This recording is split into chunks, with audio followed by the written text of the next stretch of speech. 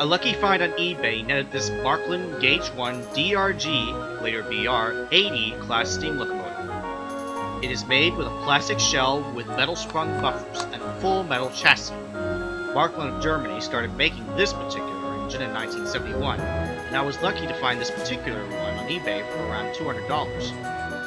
That, to viewers, may be unbelievable considering the Marklin models of the same scale on eBay going for over $600 and even over $1,000. That is, until you hear this. The model that I have here was made in the 1980s, and that made in West Germany stamp at the rear of the chassis is evidence of the pre-fall of the Berlin Wall time period that took place. Now you may be thinking, why is this important to Thomas fans? Well, the answer is actually quite simple, really. The Percy, Toby, Bill, and Ben models in the original television show, they used Marklin chassis. Specifically, the chassis from these models were used for those particular models. In fact, another note as well, was the model of Duck. They actually took the buffer beam off of this engine as well. But the majority of the fans that are watching this probably know more about the Gauge 1 BR-80 that was used in Season 1 to haul goods trains out of frame in some shots. It was also used as floodlights in Off the Rails. Hell, even the engine had a cameo of sorts in Flying Kipper for the first shot of the harbor. However, the biggest mystery, and it's now a mystery to me because I can't find the original articles that SIF put out for interviews with the original model makers,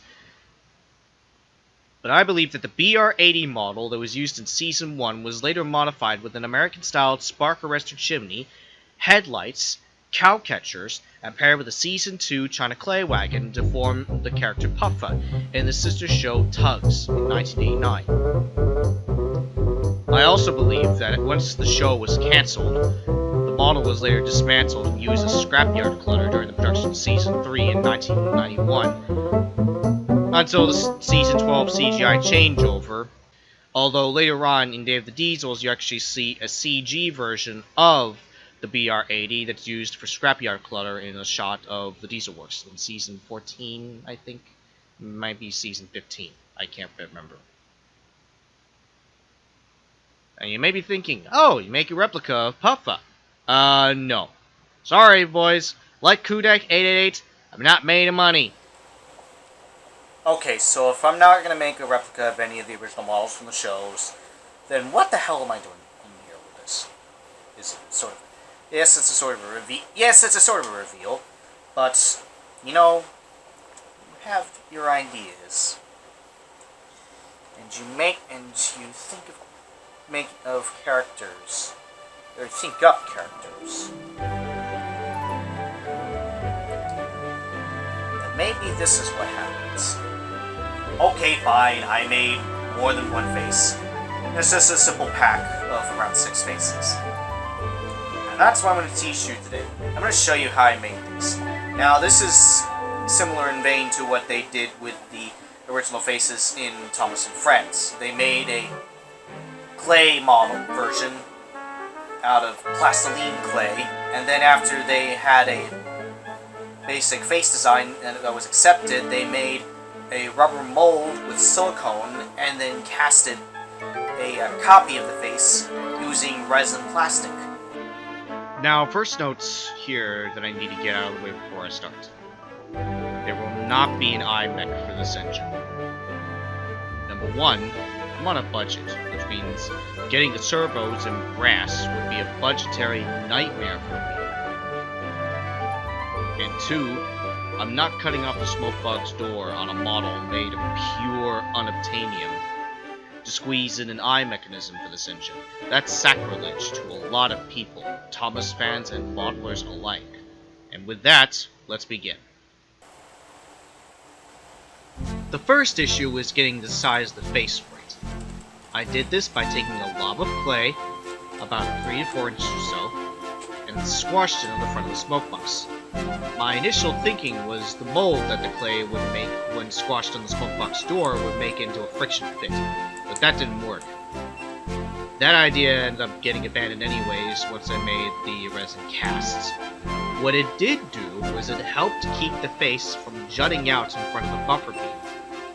Once it was a good fit, I then cut the excess on the side, and about a 38th or 25th, depending on how much clay you squash on the smokebox, of an inch off the front with the sculpting tool.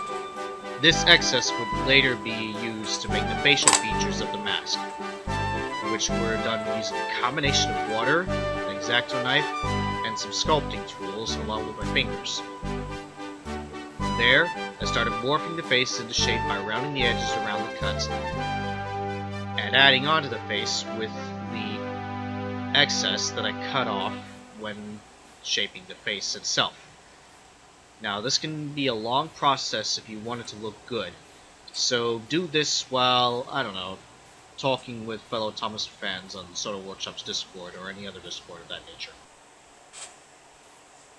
Looks like a version of Thomas's angry face from here, doesn't it?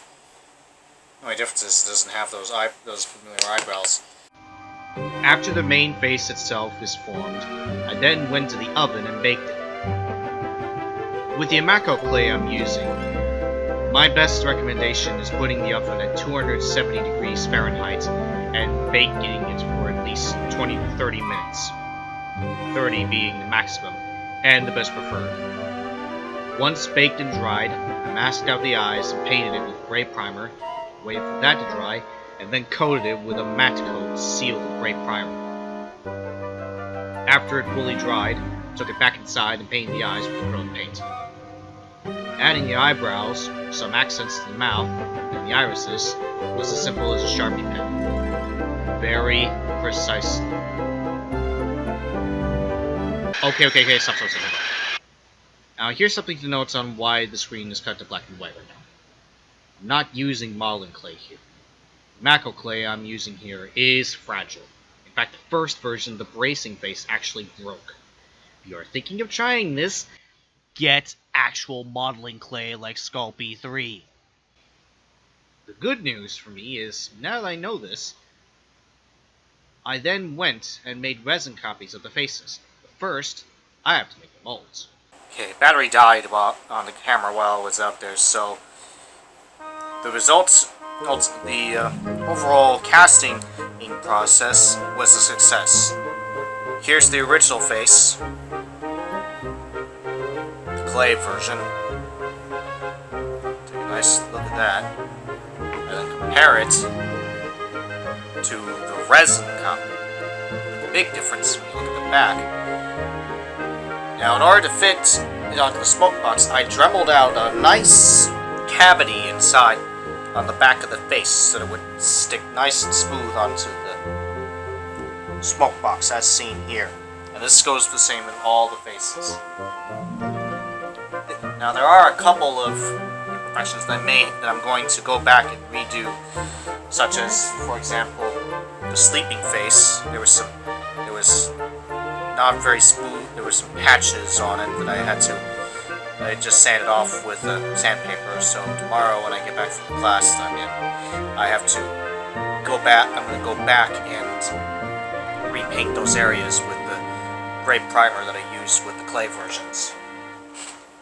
But some faces did have a little bit of imperfections, such as this one. There was a bubble that put out right there. The most notable face, I believe, was actually racing face, but it was a giant, nice looking bubble. In fact, let me just cut real quick and move to the macro.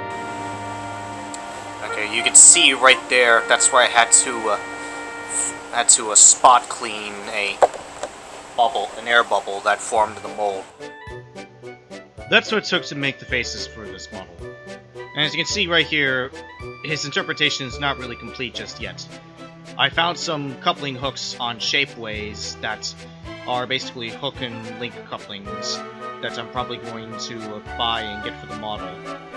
And as you can see in this picture, I've also started making nameplates out of styrene and craft foam for the outer borders. I just need to get the paint for it. But until then, thank you very much for watching.